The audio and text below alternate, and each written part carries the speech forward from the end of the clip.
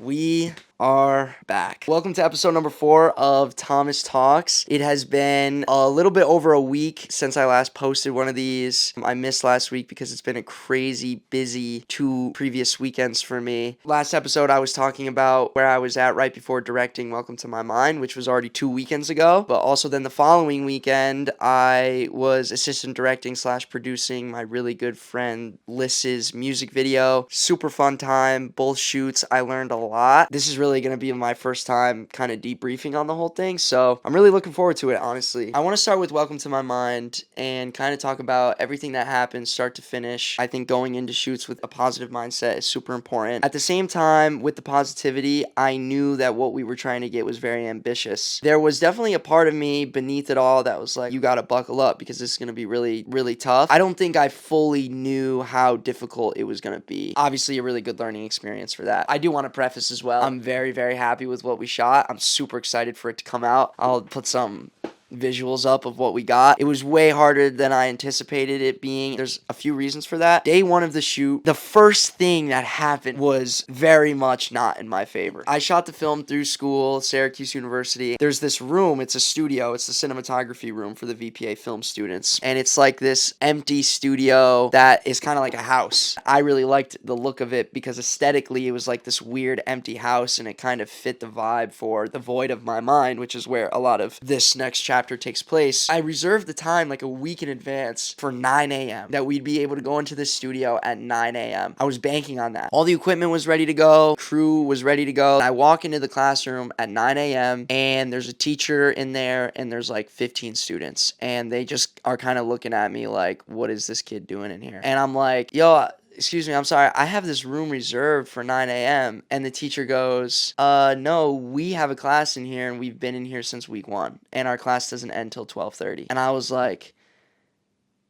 bro, you gotta be kidding me. We had to push literally everything back off the rip. Things were not going my way. It's inevitable. I talked about this. Perfection in film is not attainable. There's things that happen that are completely outside of your control. I reserved the time for 9 a.m. The request was approved and somewhere in there it was missed that there's a class at that time. Nobody's fault. Only reaction I could allow myself to have is, okay, all right, we got to keep moving. It gave us 2 hours of time to just talk about what we wanted to get, how we wanted to get it. We had to redo the schedule a little bit. I do have to say, and I'll probably say this a million times in this video, none of it is possible without the team that I had. They were amazing. 3 hours we lose. They're still focused on getting the job done. It was just immediately, it's that adaptability card, roll with the punches mindset. I mean, that's everything. That's so important. 3 hours go by. We move everything in. And so then this was the next thing that I learned. I don't think I will ever solely direct and act as the lead performer ever again because it's just way too much energy. It's at a different level of output. Let me give you an example. I have to direct the team to move all of the things in, and I have to direct the lighting team, the visual team to get the shots set up. Physically, I'm picking up, equipment and I'm moving it across the hall and everybody else is doing it and I'm just trying to make sure that we're all good. And then at the same time, I'm thinking about the fact that I have to perform in 15 minutes. In a flip, I have to be ready to put on my acting face. I had no way to anticipate how difficult that was going to be. When I'm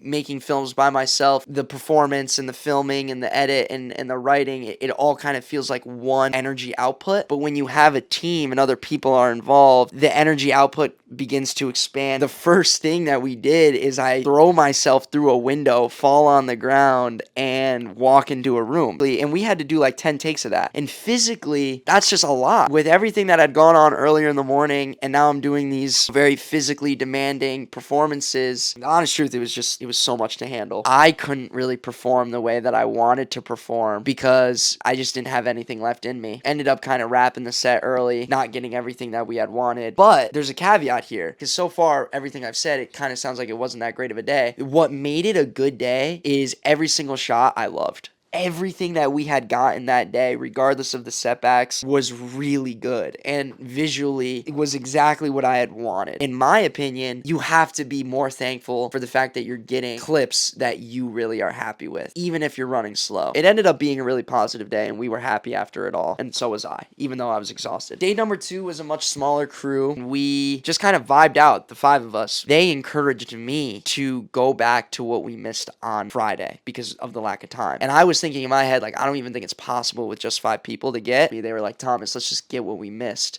because then we'll be right back on where we were. So we ended up doing that, and it paid off so much. And again, Saturday, just more footage that I'm just super happy with. But at the end of Saturday, we had a real sit down, and we were like, we couldn't have a day like we had Friday where we were behind, because if we didn't get 2 full episodes done on Sunday, I was probably going to be in a really bad spot. We wrapped on Saturday at around 8, and nobody left until like midnight because the crew helped me come up with a really well put together shot list and schedule for the next day. Come Sunday, having that shot by shot scheduled out, Sunday went by incredibly smooth. Sunday was by far the best day. And one of the episodes that we filmed on Sunday, for me personally, it is one of the more interesting episodes that I wrote, and it's called Everything Wrong with Thomas O'Brien. I couldn't have even imagined what came out of that shoot. It's a very intense scene, and it's very emotional, and my team helped me build a vision much bigger than myself. Definitely say that will be the most meaningful, personal film short that I will have ever put together up until that point. And then the rest of Sunday was super good. We got through it. We had a great wrap. A lot of BTS of the weekend. I'm gonna probably put together a mini documentary for it, or just some clips, behind the scene clips put together. I know there's a lot of bloopers, so blooper reel will probably be in the works. All in all, really, really good weekend. I have 3 really big takeaways from the whole thing. The first is I can't act and direct solely ever again. I need a co-director if I want to be the star of something I'm directing, or if I'm directing something, maybe I just shouldn't be in front of the camera for it, or if I'm acting in something, maybe I should just be the actor in it. Also, important note, if you're a director and you're watching this and you need a lead male protagonist,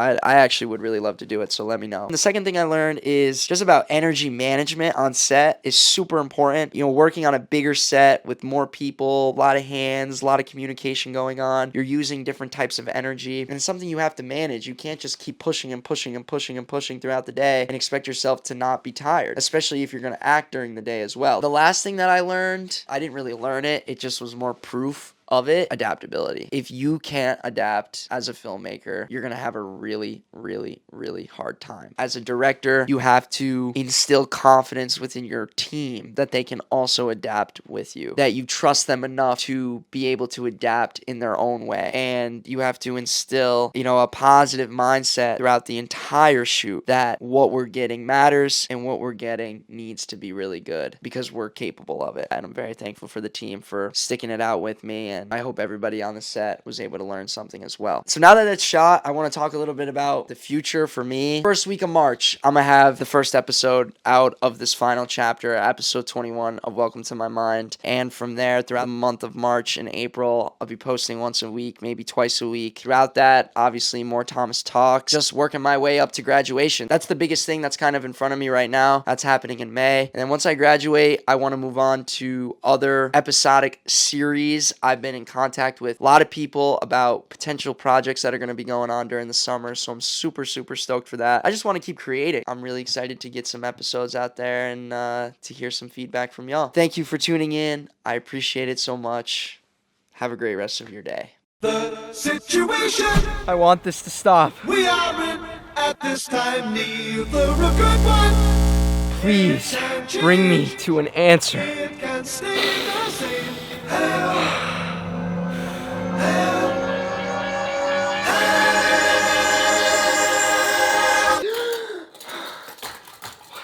No, not again. Hi, Thomas. You. Okay, I'm done. This is over now. You have to let me go.